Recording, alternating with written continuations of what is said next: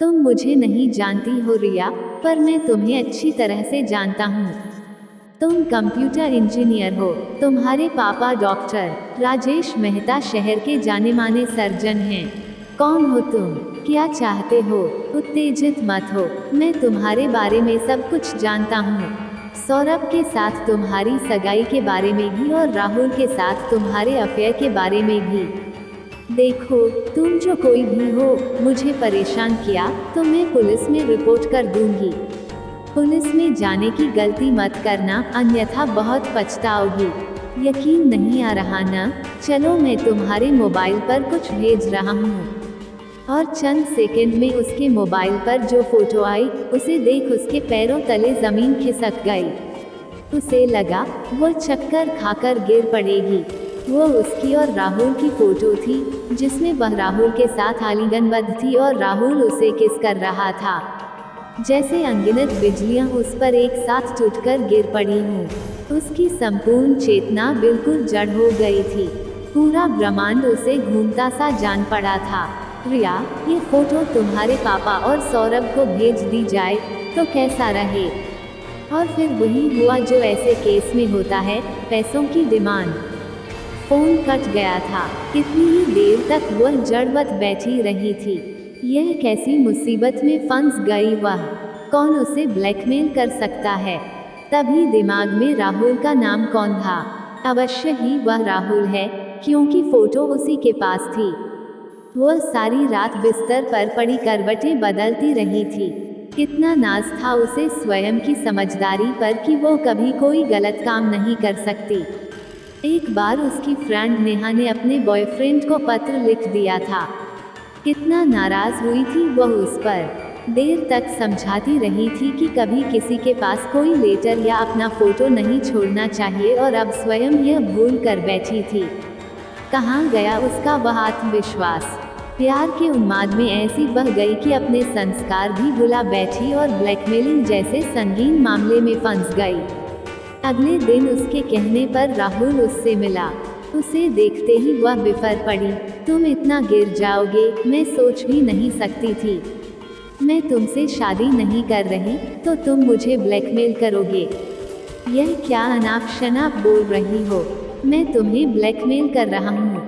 दिमाग खराब तो नहीं हो गया तुम्हारा? आखिर बात क्या है? उसने सारी बात बताकर कहा, वह सेल्फी तुम्ही ने ली थी न राहुल? फिर मैं यह कैसे मान लूं कि यह हरकत तुम्हारी नहीं है? रिया प्लीज, मुझ पर ऐसा घृणित इल्ज़ाम मत लगाओ। मैं कभी तुम्हारा बुरा नहीं चाहूँगा। तुम कहो तो मैं तुम्हारी कुछ मदद करूँ। ओह राहुल, तुम पहले ही से काफ़ी मदद कर रहे हो। कड़वाहट से बोल वह घर लौट आई थी। फिर किस तरह उससे एक अनजान मफलर से चेहरा ढके व्यक्ति ने रुपए लिए, इस बात को याद कर जनवरी की इस ठंड में भी उसका शरीर पसीने से भीग रहा था। उस घटना ने उसकी जिंदगी ही बदल कर रख दी थी। अब हर पल वह डरी सहमी सी रहती कि कहीं उस व्यक्ति का दोबारा फोन न आ जाए। जब भी उसके मोबाइल की घंटी बजती, वह चेहुंक पड़ती। एक सर्द लहर सी उसके समूचे शरीर में दौड़ जाती। चेहरा सफ़ेद पड़ जाता। उसकी यह हालत उसके पापा से अधिक दिनों तक छिपी नहीं रह सकी। एक दिन नाश्ते के टेबल पर उन्होंने पूछ ही लिया था, रिया, देख रहा हूँ आजकल तुम दिनों दिन कमज़ोर और पीली पड़ती जा रही हो। कहीं तुम्हें कोई प्रॉब्लम तो नहीं है? नहीं पापा, प्रॉब्लम क्या होगी? ऑफिस में काम का बहुत प्रेशर है, कहकर वह अपने रूम में चली गई थी। 15 दिन ही बीते होंगे कि उस रात दोबारा उसके सिर पर सैकड़ों ज्वालामुखी फट गए थे। गर्म गर्म लावा बनकर शब्द कानों में पड़ रहे थे, इतने बड़े बाप की बेटी हो, अच्छी खासी ज्वेलरी होगी तुम्हारे पास, बस वही चाहिए मुझे। कटे वृक्ष के समान वह पलंग पर गिरकर फूट फूट कर रो पड़ी थी। काश राहुल से उसका अफेयर न होता। अब वह ऐसे चक्रव्यूह में फंस गई थी जिससे बाहर निकलने का कोई रास्ता नहीं जानती थी। एक ऐसा भंवर उसे लीन लेने को आतुर था, जिसकी कोई लहर किनारे की ओर नहीं जा रही थी। इस भंवर में अब उसका डूबना निश्चित था। इससे पहले कि उसकी भूल पापा को पता चले और उनकी आंखों में उसके लिए नफरत और क्रोध दिखाई दे, उसे अपना जीवन समाप्त कर लेना चाहिए। हाँ, मृत्यु में ही उसकी मुक्ति है। कितनी ही देर तक वह रोती रही। निराशा की एक गहरी परत उसके चारों ओर लिपटती जा रही थी। रात के अंधियारे में उसकी व्यथा सुनने वाला कोई नहीं था। रो रोकर जब जी कुछ हल्का हुआ, तो विचारों ने करवट बदली। यह क्या सोच रही है वह? उसके जीवन पर पापा का क्या कोई अधिकार नहीं? उनके लाड़ प्यार का क्या यही प्रतिदान है? अभी तक तो वह मम्मी के गम से नहीं उबर पाए हैं। अब बेटी के बिछोह का इतना बड़ा सदमा क्या उन्हें जीते जी नहीं मार देगा? नहीं, नहीं, वह ऐसा कायरतापूर्ण कदम कभी नहीं उठाएगी। मन ही मन वह ईश्वर का नमन करने लगी। काश नियति उसे इस चक्रव्यूह को भेदने का कोई उपाय सुझा दे और वह उस व्यक्ति को सजा दिलवा सके, ताकि भविष्य में वह कभी किसी युवती का जीवन खराब न कर सके। अगली शाम पापा के मित्र इंस्पेक्टर यादव ने जिस व्यक्ति को अरेस्ट किया, वह और कोई नहीं सौरभ था। वह अचंभित, स्तब्ध थी। उसका होने वाला पति ही उसकी जिंदगी के साथ खिलवाड़ कर रहा था। इंस्पेक्टर यादव ने बताया था, जिस मोबाइल से सौरभ ने तुमको फ़ोन किया था, उसके IMEI नंबर को हमने ट्रेस किया। साथ ही वह ज्वेलरी बॉक्स जो उसने तुम्हारी कार से उठवाया था, उसमें GPS ट्रैकर लगा हुआ था। उसी की बदौलत हम सौरभ को पकड़ पाए। सौरभ को सगाई के पश्चात पता चला था कि रिया का पिछले 3 सालों से राहुल से अफेयर चल रहा था। वो यह शादी नहीं करना चाहता था, पर रिश्ता तोड़ने से पहले कुछ पैसा ऐंठना चाहता था। राहुल को जॉब की तलाश थी।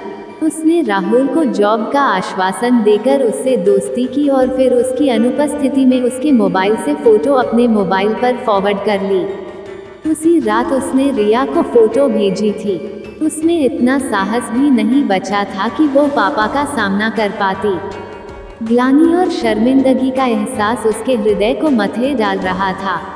अंतस की पीड़ा आंखों से आंसू बनकर बह रही थी। आज उसकी वजह से उसके पापा की प्रतिष्ठा दांव पर लग गई थी। काश यह धरती फट जाती और वह उसमें समा जाती।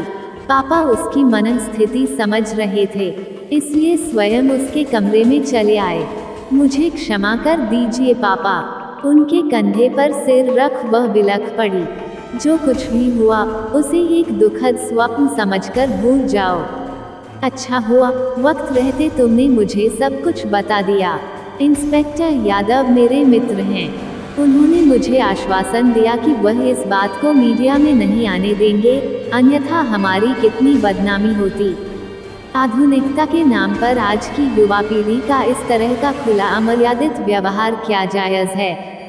भर आए कंठ से पापा बोले थे। देर तक वह उसका सिर सहलाते रहे। भावनाओं का आवेग कुछ कम हुआ तो उन्होंने कहा, याद रखो बेटा, हमारे कर्म ही जीवन को आकार देते हैं। वे कर्म ही होते हैं जो हमारा वर्तमान और भविष्य निर्धारित करते हैं।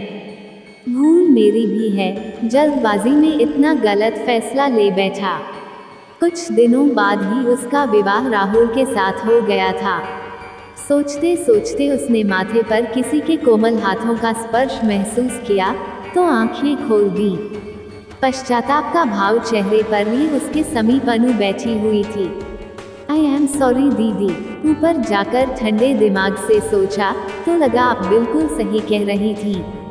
विवाह से पूर्व किसी पर भी इतना विश्वास करना उचित नहीं। मैंने आपको बहुत दुख पहुंचाया दीदी, मुझे क्षमा कर दीजिए। उसने स्नेह से अनु का हाथ थाम लिया। मुझे खुशी है तुमने अपनी दीदी की बात का मान रखा। अच्छा अब उठिए दीदी, हाथ मुंह धो लीजिए। राहुल भैया आने ही वाले होंगे। मैं जानती हूँ आपने खाना भी नहीं खाया होगा। मैं आप दोनों के लिए चाय और नाश्ता ला रही हूँ। चंद मिनटों बाद ही राहुल आ गया। मंत्रमुग्ध दृष्टि से उसे निहारते हुए बोला, हुजूर, आज इस चांद से मुखड़े पर बेमौसम बदलियाँ क्यों छाई हुई हैं? उसने उसे अपनी बाहों के घेरे में ले लिया। जैसे ही उसने अपनी और रिया की एक सेल्फी लेनी चाही, उसे एक कर्क सा लगा। छिटककर वह दूर होते हुए बोली, नहीं राहुल, सेल्फी नहीं। राहुल खिलखिलाकर हंस पड़ा। करीब आकर उसकी पलकों को चूमते हुए बोला, अरे यार, अब हम दोनों पति पत्नी हैं। उसके अधरों पर भी स्निग्ध मुस्कान तैर गई। राहुल की आगोश में सिमटकर उसने उसके सीने पर सिर रख दिया। अब वो अतीत की स्याह परछाइयों से पूरी तरह से मुक्त थी। स्टोरी पसंद आई हो तो वीडियो को लाइक, चैनल को सब्सक्राइब जरूर करें।